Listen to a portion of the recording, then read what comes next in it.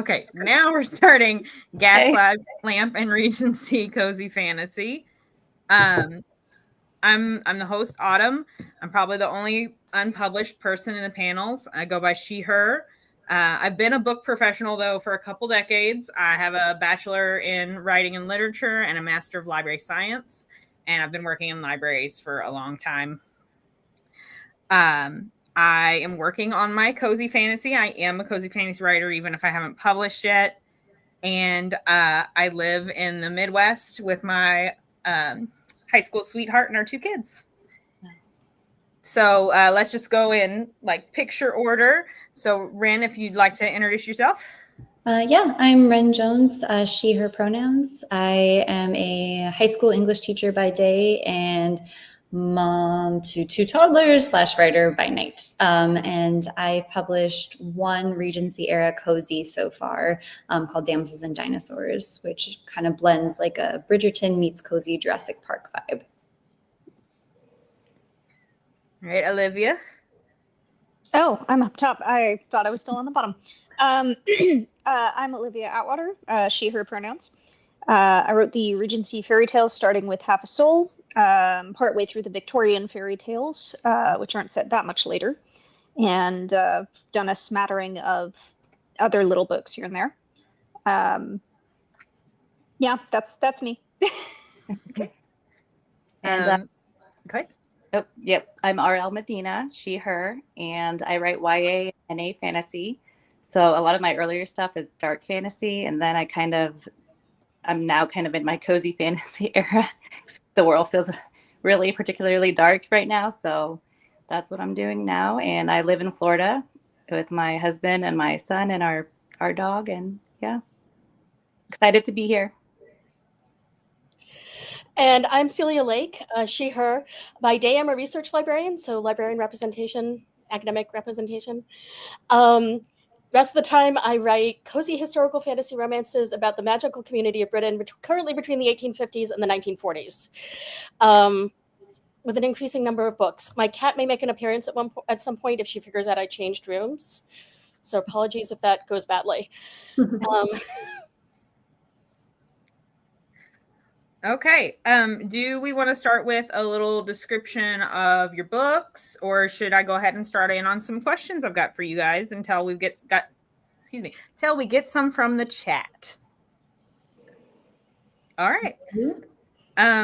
So how do you think that historical cozy fantasy, because Regency Gaslamp is all historical, that I've read so far, I guess, how's it like other subgenres of cozy fantasy? What do you have to do special to set it apart from other cozy fantasy genres? I think some of the differences are just a lot of cozy fantasy, at least that I'm familiar with, has been kind of set in the medieval classic fantasy setting, or like the modern, like I'm so terrible with names and titles, but the Secret Society of Irregular, right? That was like a modern one.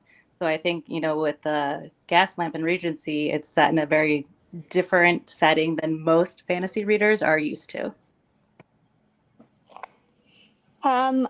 It's really hard to say, honestly, because I feel like cozy the cozy really dominates the genre, and overtakes the historical part in a lot of ways. So you're going to see some authors that are a lot more intensely historical, and some that are almost using it as like secondary world that feels historical-ish. Mm-hmm. And so, yeah, I find the historical is less relevant than the cozy in a lot of cases. Okay, cool. I'll take the slightly opposite question on that, which is a lot of my books are driven to some degree about the historical events. I'm writing against 2 world wars. Mm-hmm. Like, people have reactions to that. They have trauma from that. They have, life experiences that are very much driven by that. Mm-hmm. This sort of gets at a question we're going to ask later, but I also think a lot about, especially for romance, I think there's a moment after the really hard stuff, and it might be 6 months, it might be 6 years, it might be 10 years, where you sort of stick your head up and go, oh, wait, the world exists. I could do something bigger in the world again. Like, I'm they've got a little scope. And I think the history gives really interesting, like, starting points for that for me. Oh, I absolutely agree. Like that's the attack that I take, but I've just noticed that it really wildly varies how Yes. much history Mhm. gets kind of worked in depending on the book series. And like that's absolutely not saying that one way is better than the other. I'm just saying that it's just very interesting how it differs. Because I'm on the kind of other side of the spectrum, actually. Like one of the jokes that I have is I have this book, which I loved and would recommend. It's The Time Traveler's Guide to Regency Britain. He just writes it in a really fun way. And I have like all these tabs and like all of these highlights. And like I did so much research for my book. And my joke is that none of it made it into the book. That's not true. Stuff did, but like it's not one is better than the other, but it's funny how widely it varies, where you have some where the history is really important and then other stuff where it's like, you know, their outfits are actually correct. I did a lot of research, and that's about the most that you get. Oh man, can I just say the number of times I always have to do a completely separate edit just to match up the fashion. And use the correct fashion terms, which the thing that always gets me is I'll use the word dress without thinking and then be like, no, they didn't call articles of clothing dresses then. Right. It had to be a gown or a frock or a like. Yeah. Very specific namings of different articles of clothing. We've got a question from the chat to explain what exactly Gaslamp Fantasy is, and like what technology level it could be. If anybody wants to field that, or I can put in a more like, oh, cool! I didn't know we could do that. Oh, that is cool. The way I always heard it was it's the fantasy version of steampunk. So where steampunk is playing with like Victorian technology and doing more science fiction-y things with it, Gaslamp is the fantasy answer to that. Of you've got these gorgeous, often Victorian, but not just Victorian. But like, where's the magic in that, and what's going on in alchemy labs, and you know, is there a dragon around here somewhere, and what's the fairy tale stuff going on? That side of it. Yeah, That's like the perfect definition. Yeah. kind of like pre-electricity, you know, they haven't discovered that. Mhm. So it's kind of like the brink of, I don't know, a lot of the inventions and stuff. But I think that too also varies. Like I've seen Gaslamp where there is like the start of that and some where it isn't there. So kind of a broad term, I think, to be. I think Google says Victorian and Edwardian, and I think I really agree. All of you guys seem to cover just a really nice little subsect of where invention was like taking off. Mm-hmm. A lot of change happening. Right. Okay. And then like Jolly was saying before we got started that a lot of cozy fantasy kind of got shoved into Gaslamp, and I think that has to do with like the historical aspects, like you guys were saying before, with medieval versus Edwardian and Victorian. Let's see. So one of my favorite things about cozy fantasy is the food and drink, and we've been drinking tea and having cozy foods all day. So how do you incorporate that into your books if you do? Because it's not, you know, a necessity, but it's in most of them. Sorry, go ahead. go ahead. No, you first. Okay. My series, I call it Italian Cottagecore because it's kind of inspired. It's actually inspired by a trip to Italy I had. So I am obsessed with Italian food. So I didn't put as much into the book as I wanted to, but it's very like, it's about a family. So like food and family kind of goes hand in hand. You sit down to dinner with your family, you're cooking with your family. So I definitely Googled a lot of like authentic Italian recipes, and not all of it made it into the book, but I saved a lot of them just for like my personal use. So I definitely liked including it in my stories. So the only I would say the only book of mine that incorporates food in that way is Small Miracles, which is it's just a standalone that I wrote, and it was basically how many different ways can I get chocolate into this book. And it was a lot of fun actually, because I started going through like what things have I had that I really liked that were chocolate. And at some point it's just a tangent, but I realized, well, if I'm going to put this much chocolate into the book, one of the main characters needs to hate chocolate. um which that's not me. I love chocolate, but I thought it was entertaining to have this complete bounty of chocolate, and just the character who's like, but this isn't what I want. I love chocolate too. Mm-hmm. Oh, I can do it too. We got another question about writing in different eras. So if any of you would like to take that, about what kind of liberties you take if you're done with food. I'm sorry. I just figured out I could do that. That's okay. If you want to talk about food, that's fine. If you want to talk about what kind of changes you make to the eras or how closely you stick to your research. I mean, I took a lot of liberties. I'm definitely more on the other spectrum, where it's more of a setting than really, it's not set in a specific time period, but it's more inspired kind of Gaslamp. That's what I inspired Regency, kind of my own spin in a fantasy world. So I took a lot of liberties. I really enjoy sticking as close to the era as possible, except for like one or two very specific changes to do with the fantasy element. So for the Regency series, I actually really tried to stick to the era, but I said like, okay, but what if traditional British magic was real and fairies were real? And that basically all of the fairy tales that were told were, actual stories instead of made up. And I enjoy also the fact that so when I say I stick to the era, I do some things that people think are not historical that really are. Yes.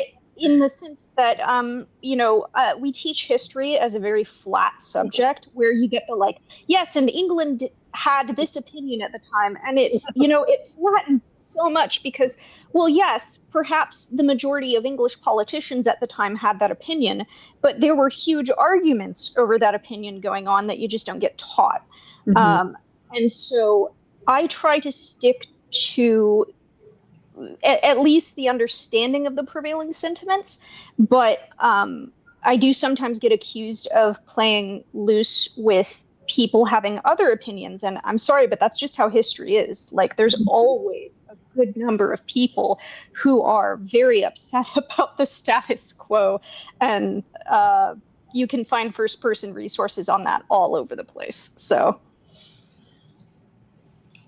I am also on the more historical thing. I keep joking that it's easier for me to look it up than to make it up, which is not entirely wrong.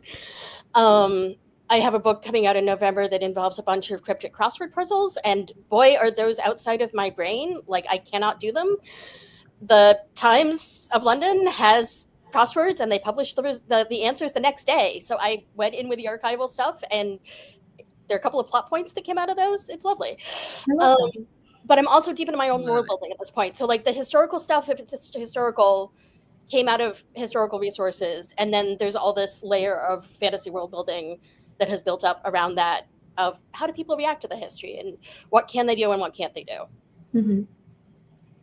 I'm kind of like in a similar boat where I stick to a lot of like the actual like time period stuff, but mine does have dinosaurs in it. And so some people will ask me, well, they're like, well, how did that science work? They didn't have that back then. And I was like, Frankenstein's monster.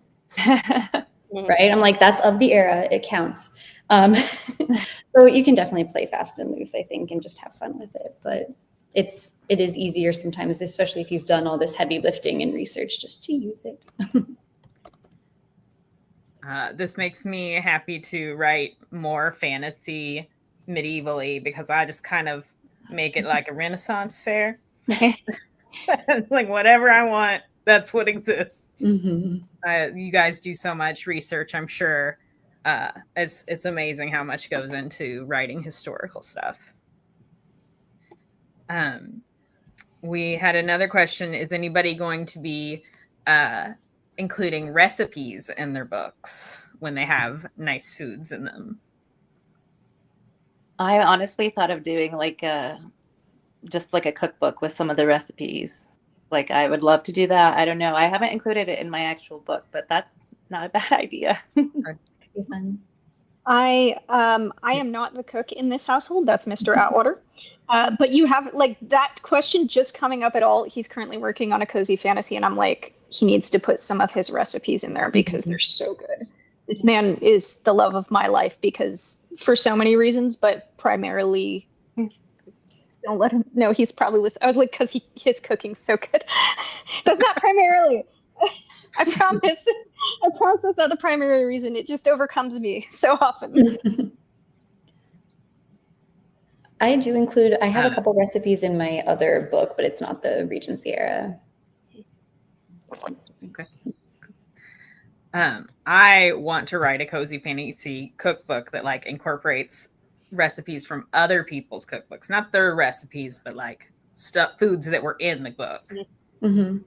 So I think that that's a really cool question. I like seeing everybody's take on their scones or whatever. Mm-hmm. I had a reader make something that was in my book. I don't remember what, I think it was a biscotti, chocolate biscotti. And she like, I'm not a baker. Like I love to cook, but baking is not my skill. I love to eat baked food, but I cannot bake it. But she made all the stuff and sent me like a picture. Like, oh, this is awesome. I love it. So I would love to see that cookbook, Autumn. I've already got cinnamon. Excuse me, I cannot talk today. Cinnamon rolls from Legends and Lattes, because the first time I read it, I was like, I must have them, and I'm gluten and dairy intolerant, so I had to make it all from scratch. So they're delicious, though, if I say so myself. And now I have cinnamon rolls. Mm-hmm. So I have to make sure I have everybody's books with who they are. RL, you wrote you've got the one that's in Italy. You just said that. Yeah. Okay. You had a lot of food, like in the one I read the first one, the Faye's Bride, right? I'm right. Okay, good. And it was all the strawberry stuff and the wine and all of that. So is that all stuff you came across in Italy? Is that stuff you brought recipes home for? Some of it is stuff that I Googled. Okay, that's cool. We all do it. But I did like look up like what it's kind of northern Italy, so I kind of blended. Part of the fantasy that I like doing is kind of doing whatever I want with my world. So it wasn't anything specific recipe wise, but just kind of going down the rabbit trail of what kind of foods are in this region in Italy, and what would grow is at this time, this season. So I learned a lot. Yeah.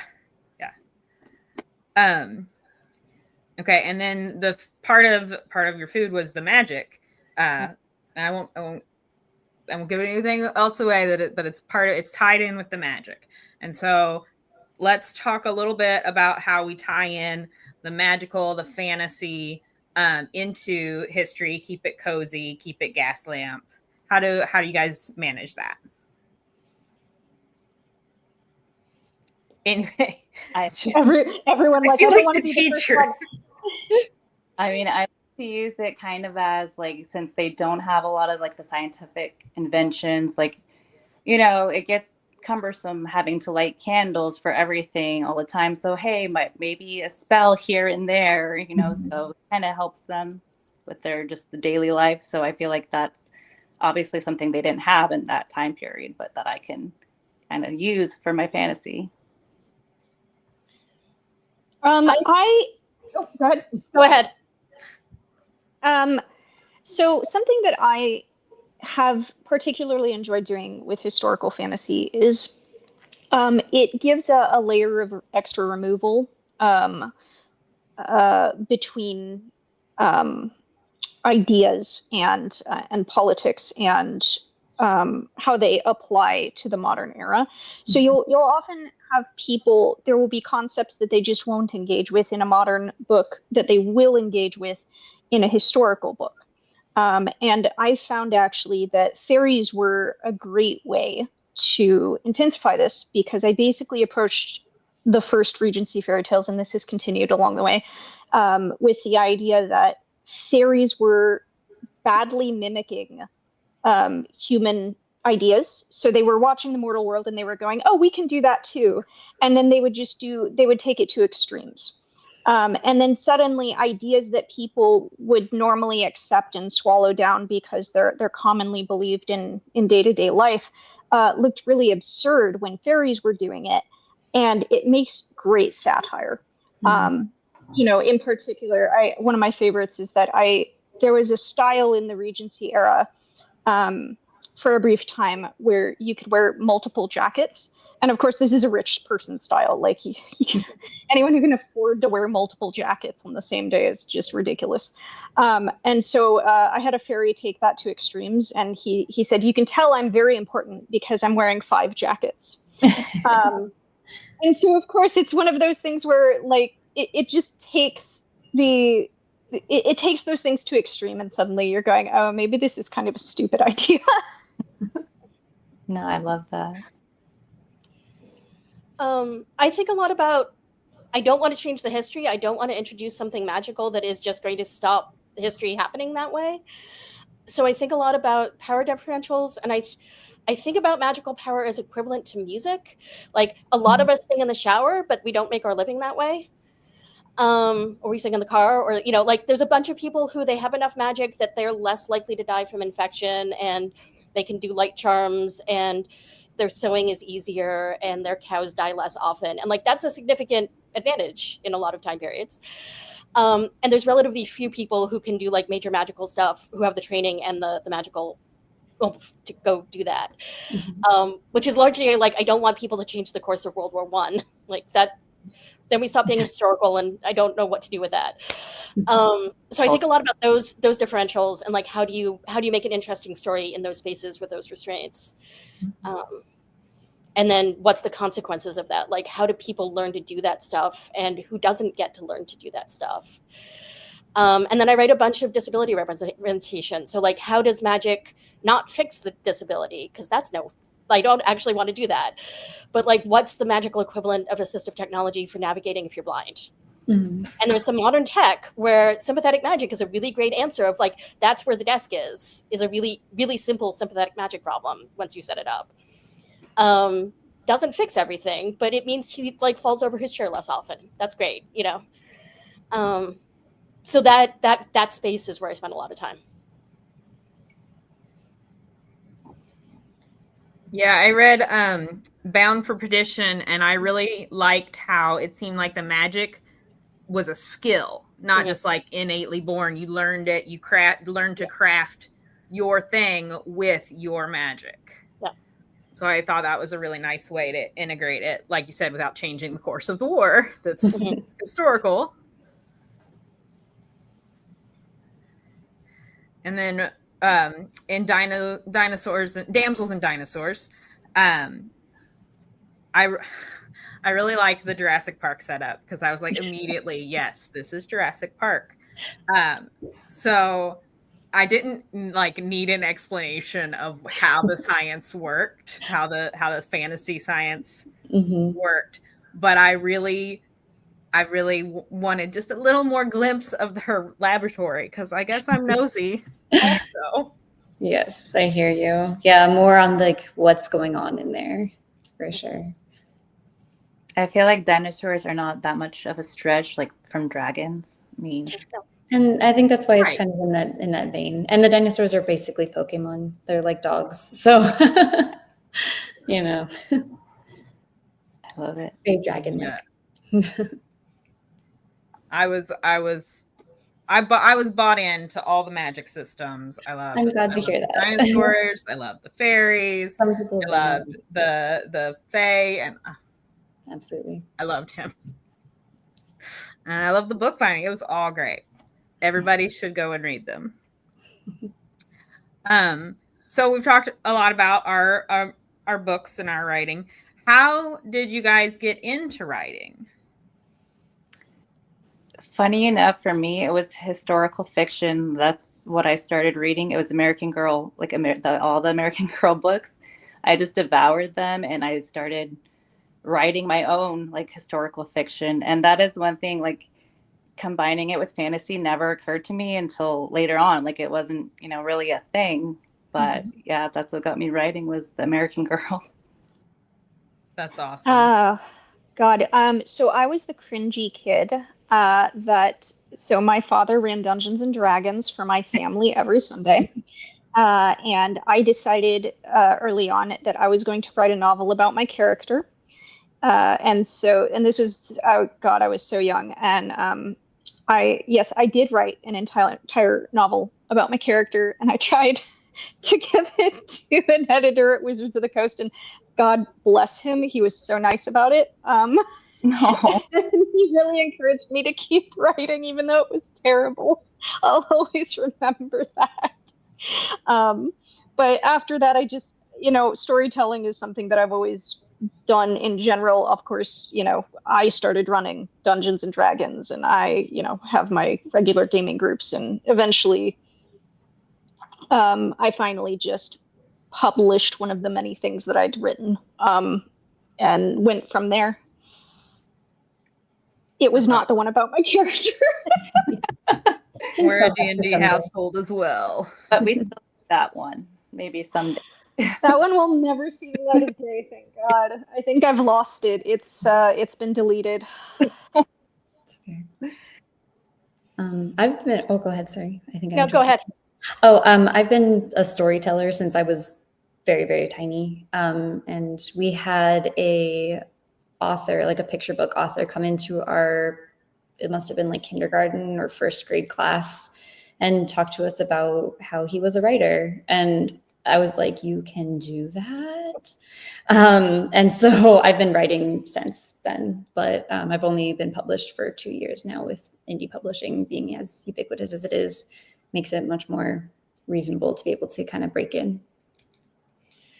And I was also a geeky kid, wrote a lot of stuff that should never see the light of day, don't have it anymore.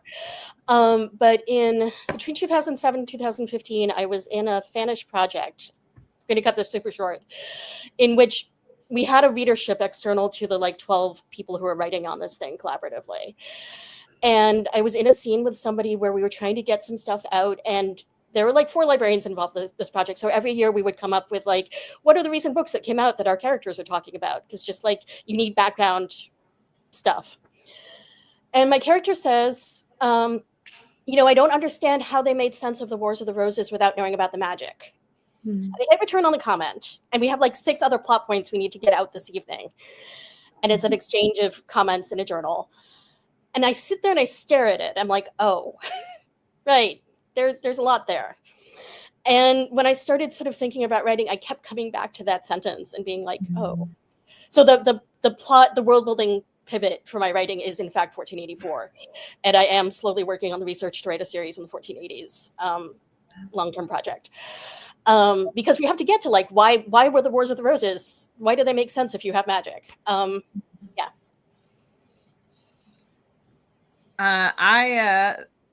I wanted to write when I was young, and then I picked 10 different things to want to be.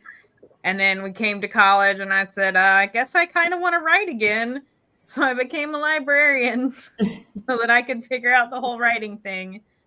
And now I'm a stay-at-home mom, and I'm working on my books. So hopefully I'll be published soon too.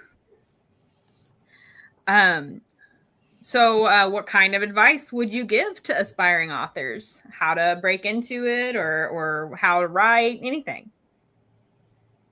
I'm going to give the advice that I always give to new writers. And it's advice I wish I had gotten early on. So I think most people who go this direction, I spent 10 years trying to write one book. It was my magnum opus. Also will never see the light of day. But the reason that it never kind of came out is because I cared too much about it, honestly. I was too obsessed with getting it perfect. And so my advice to new writers who are often in this boat is your first book should be one that you don't feel high stakes about. That doesn't mean you shouldn't care about it at all, but it needs to be something that if you screw it up, you're not going to hate yourself forever, because you are going to screw it up. It's your first book. It takes practice to get good at stuff. And so, the first published book that I wrote was under a different pen name, and it was paranormal romance, because I was like, I could convince myself this is not high stakes. This is a paranormal romance. It's exactly like a bunch of the others I've read and enjoyed. It's frothy. It's like it's just fun, and it's not the end of the world if I get it wrong. And then I found that once I finished a book, period, it became easier to finish successive books, because I got like a pattern down, and I kind of got my techniques and my my workspace and everything, and it just made every successive book easier. And so yeah, that's my advice: is start by writing and finishing one book that is not high stakes for you. Good. I think I would say, I know this is going to sound super cliche, but I really believe that that you should write from your heart, like write the story that you really want to tell. It's really easy in this industry to compare yourself to other authors, and to sometimes the stories we love the most are not the ones that are as widely received as we had hoped or thought, and it can be really disheartening when that happens. But I always try to remember, like, it's a journey, it's not a race. There's so much, like, trying to balance the business side with the creative side. The Kickstarter, should I do a Kickstarter? Should I be on TikTok? Do I need to post every day? I need to have these tropes. It can be overwhelming. And I think a lot of like new authors are so overwhelmed just like starting, because there's so much. If you go the traditional route or try to do it indie, it's a lot. So my biggest advice is just, really write the story from your heart, and try not to lose, the sight. It's easy to lose sight of like why you started writing in the first place. So that would be my advice.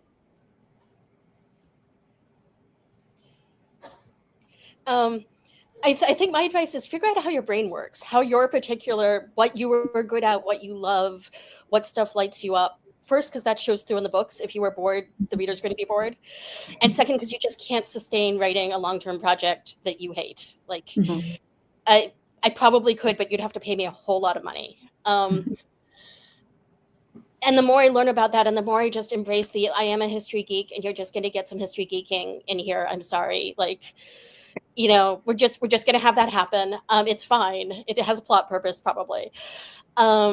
And the more that I'm just like, I am writing some stuff that is not mainstream center of the genre, and like, that's fine. I have made my peace with the fact that it's not going to be, bestseller, but I have a steady stream of readers, and I get comments where they say, you got me through a really bad week. Thank you. And I'm like, that's what I'm here for, actually, turns out.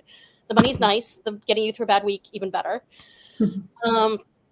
And that it's sustainable. Like, I can keep doing this, hopefully, for a very long time. I have a lot more stories I want to tell. And that means doing it in a way that doesn't burn me out and doesn't make me miserable, and that leaves openings for new stuff I might get excited about. For me, I would say it's like getting clear about what your goals are with writing, because I think that my advice from there would be different. Like, if you are excited to just write every day, that's wonderful. If you want to quit your day job, that's great too. If you just want to hold your book, there's so much, like, Arl was saying, like, you have all of these things to worry about, like the algorithm, TikTok, marketing, indie, trad, writing the dang thing, So like, just get clear about what your goals are. And then from there, you can narrow down, like, okay, what's my next step? And just one step at a time for whatever it is that you're trying to achieve. Because if you look at it in the broad scope, you will get overwhelmed for sure. I haven't published, so I don't have any advice specifically on that, but I really have enjoyed like meeting everybody here and getting to talk to other people who are writing. I think that building the community has been so helpful. Even though I'm just in it, I'm not a good community builder, but I can be there. And I think community building is a really big part of cozy fantasy, cozy anything. We all are looking for people who are like us and who we want to talk to. Did your historical setting affect how you built community in your cozy fantasies? I think like a little bit of it, like one of my characters becomes a count. So that's kind of something I drew from the Regency kind of Victorian setting, kind of borrowing things from history and kind of weave that into my story. So that kind of it did like determine everyone's jobs because you didn't have all the same kind of modern jobs that you have nowadays. I think, in 10,000 Stitches especially, um, there was a lot of diving into what community looks like when you're a servant in a household. There's a lot of very interesting like politics there that don't necessarily reach the level of whoever's in charge of the household. And there was it's funny because there were like stereotypes that I picked up from the era of like the butler's always drunk, and the housekeeper is mean to everyone, and but by the end of the book it was really about like how do these servants come together, stop being pitted against each other, and realize that it's really the people in charge of the household that are awful. And that was a lot of fun. Like it was basically like unionization in Regency England, which the equivalent did happen at times. Like you wouldn't call it that, but labor has been doing stuff in every era of history to assert its rights, and so it was fun, kind of putting that spin on things and getting the servants to come together and finally put their foot down. Mm-hmm.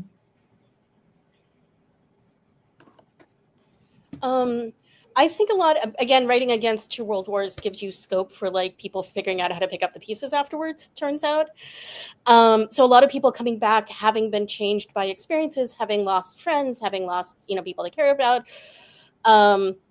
I have one that's a romance between two people who got married very quickly in the middle of the war, and he comes home and like they have no idea how to be a married couple. They're married and they have never lived more than 5 days in the same place. On their brief break honeymoon, and like that's a whole challenge. But then how do you find support? How do you find within the magical society side especially has a lot of expectations about like what are you doing with your life and what does that look like and what does excelling at that look like, and so people having very different reactions to that, and how do your parents play into that, and sometimes that's great and sometimes boy is that not great, and how do you find your people when you need new people because your parents are not great. So I that's where a lot of it comes in for me, and then just like how do you navigate the new challenges of the world with the people that you've got. I would say finding your people kind of like perfectly segues into what I was going to say, which is like, for me, it's a very small, like contained story with very few characters, but it's very found family, which is like a staple in Cozy. And the way that they have adhered together is very much through like the expectations that were set on them that are time-based. Like since they're from that era, certain expectations are kind of thrust upon them in a certain way. And that does change the dynamic with how they all find and like contain and become cohesive with each other. So that would be kind of how I took that. I noticed you guys also all had romance in your community building. And I love romance. Any amount of romance in a book, it's perfect for me. And I wanted to know, how do you balance like our modern ideas of what romance and love are in your historical context? I thought it was kind of tricky, honestly, because like as much as I love history and if I had a time machine, I'd pop into Regency Ball or something, the kind of the ideology of the times in regards to like women and gender roles and gender, not something that I think that would be tricky. It would be hard for me. So I found that was a little bit hard, trying to kind of blend modern romance, the idea of modern romance, in a kind of a setting where it was more traditional and not as modern. So I thought it was tricky. Hopefully I had a good balance, but Go ahead. No, please go ahead. No, I just let you go. You got it. Fine. So I had a lot of fun with this in Long Shadow in particular. So Long Shadow is the third one in the Regency fairy tales, and it's a queer romance. And boy, is there some fascinating queer history in the Regency era. So I got to do like a ton of deep diving, and honestly, like, so I got some input from a historical consultant, and then I also had my historical editor who loves queer history. So I had just this overabundance of resources, and I just have to say, like, I learned a ton about lesbians and transgender people in the Regency era. But my favorite fact by far that I didn't get to work into the book was the fact that lesbians. So there was this weird idea that both lesbians did not exist, but also if they did exist, they were bad.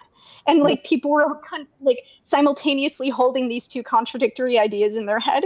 And so lesbians had to identify each other by very loudly talking about Sappho.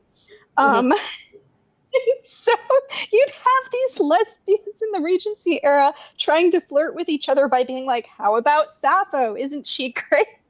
And they'd be like, yes, I love Sappho. I just thought that was an amazing historical fact. I'm so sad I didn't get to work it in, but I did work in a lot of the others.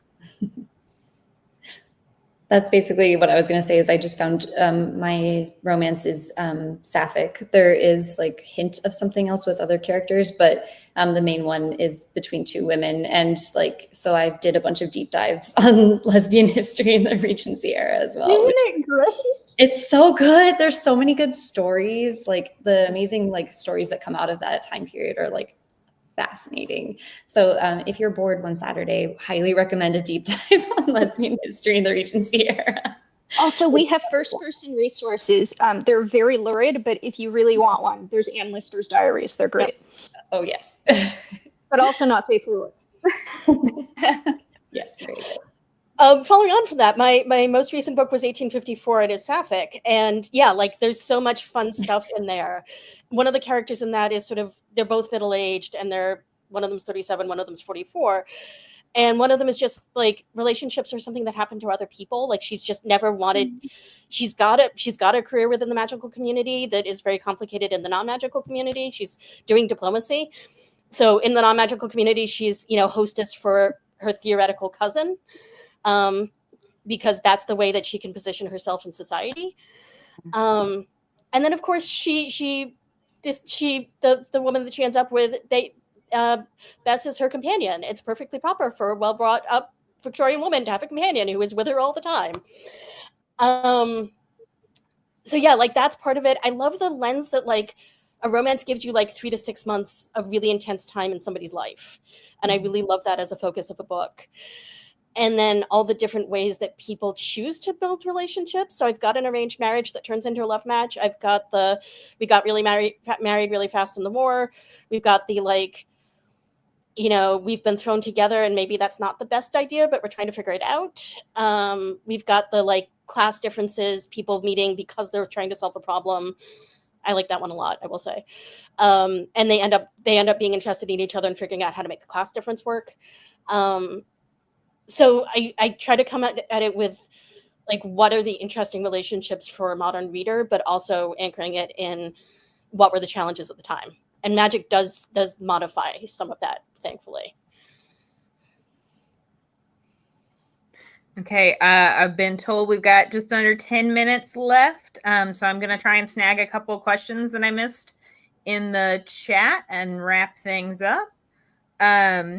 We've got one. Do you have any historical fantasy, cozy or not, that you would say helped inspire you either for specific books or just because they're amazing? So any resources you like in particular? I want to give a shout out to KJ Charles, who writes amazingly historically rooted, mostly romances, some of which have supernatural elements. All of Us Murderers just came out this week. It is absolutely super gothic, all the way gothic, spooky, some violence, but the romance is really endearing. Yeah. One of my inspirations was Half a Soul, actually. Loved that one. That was kind of my intro into, I think, kind of historical fantasy. Oh, that's lovely. Thank you.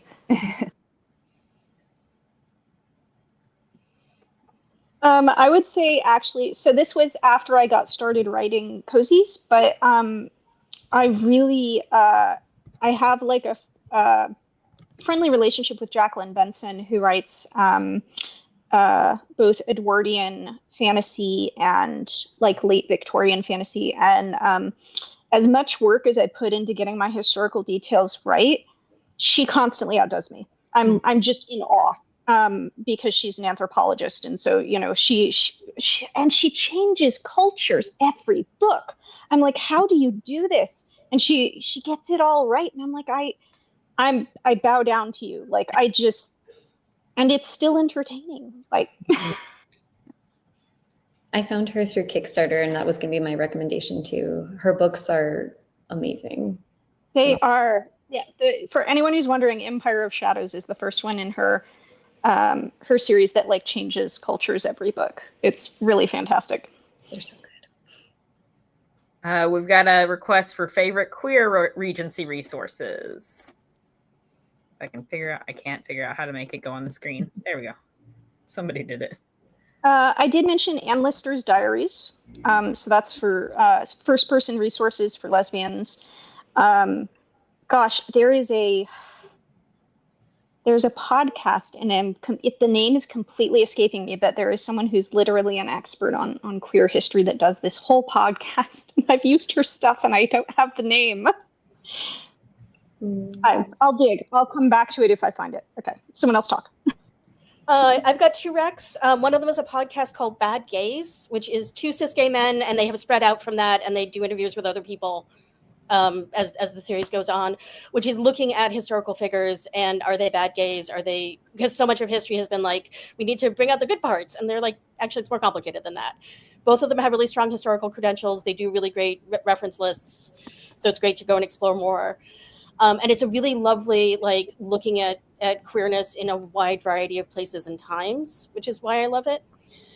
And Peter Ackroyd's Queer City is about London specifically, but if you're looking for Regency stuff, great couple of chapters that hit Regency Victorian. The last chapter was written in like 2008, and it's not great on trans stuff. Like, read with that in mind. But the rest of the book is really solid and well-researched, and yeah. Yeah, I was trying to look up to see, but I don't remember the name of it. I was trying to rack my brain, but I can't remember. Honestly, we need more. Like, we have an idea, like, write it. Like, we need more. Mm-hmm. For sure. Does anybody have anything else they'd like to say about their books or about Cozy Gaslamp or anything before we get wrapped up? We got about 3 minutes. I'm partway through the Victorian fairy tales, and I'm really enjoying them. I don't know that I would call them, people call them cozy. I don't know why. They're cozy horror, fantasy, satire. I don't know. But they're very gothic, and I'm really enjoying the gothic like feel to them. I think we're in our gothic era in general right now. I just finished my cozy fantasy series, Silveri Sisters. The first one is The Phase Bride, and it's the Italian cottage core. It's cozy fantasy, romantasy, closed door. So that was really fun to write. And I have a few ideas for some kind of spin-off series, possibly like cozy mystery set in that time. So I'm excited to kind of play around in that world. My next book, which will be out November 7th, is called Apt to be Suspicious, and it is set at Oxford in 1947-1948, which post-Gaslamp, but academia. See how much Homer I can fit into one book. And also, Oxford did not actually change dramatically for quite a long time in there. So there's a lot of Oxford goodness built into that one. I would say I just because it's relevant, yesterday completed my trilogy of practical potions. So that's the third book in the series, the last one. I may have some like novellas afterwards, but this kind of completes everyone's journey. It's not Gaslamp, but it is cozy mystery meets cozy fantasy. So if you're still in your cozy era, but you want a little murder off page, those are fun. I have found the Queer Podcast. It's by Heather Rose Jones. Yes. She does excellent work, so I'd highly recommend it. Just taking me a note there. All right. Well, thank you guys so much. I think it's time to wrap up. I think we got like 5 seconds. So thanks so much for joining me today for Gaslamps. I loved all your books. Everybody needs to go and read books. They're awesome. And I hope to see you guys again later in the chats of watching all of this. Thank you. Thank you. Bye. Books you all. Bye. I think